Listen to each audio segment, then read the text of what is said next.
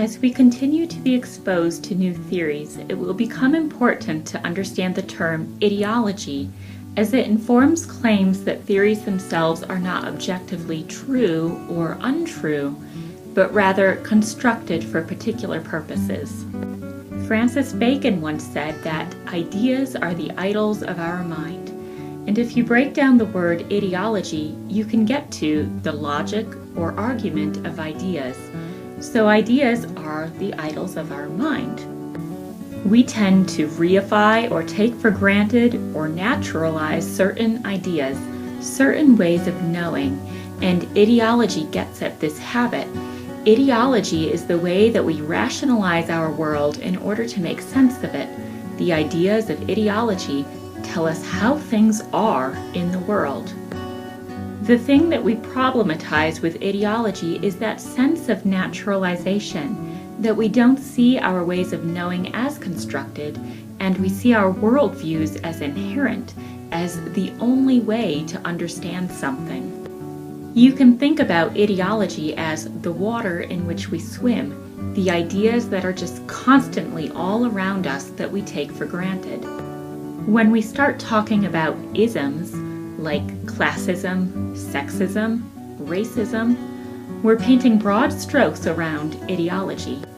Look at sexism.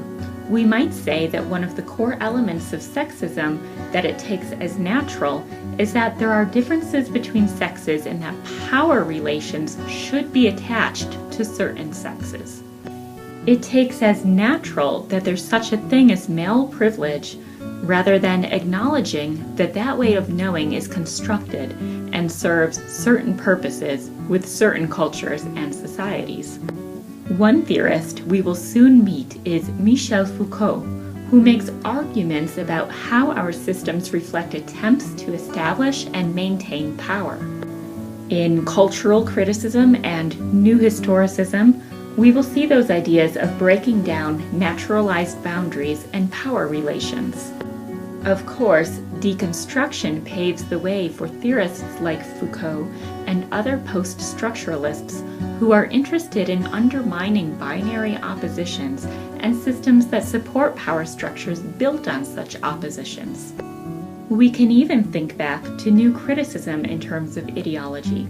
We might think, well, new critics aren't deliberately associating with politics or certain political ideologies, so there can't be anything ideological there.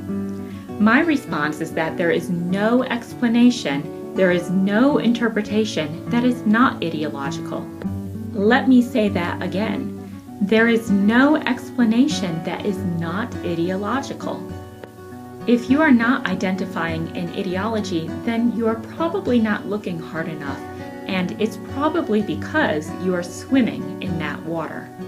So, for instance, new critics reifying or elevating the status of the text is an ideology. You can think about the assumption that new critics make about what the status of the text object is and how it relates to culture.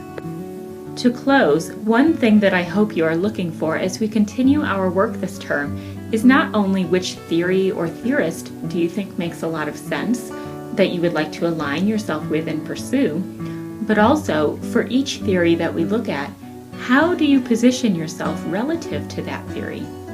If you can start to see the ways that ideology, ways of knowing, are attached to particular theories, then you can also see how theories put us in a position to critique ideologies.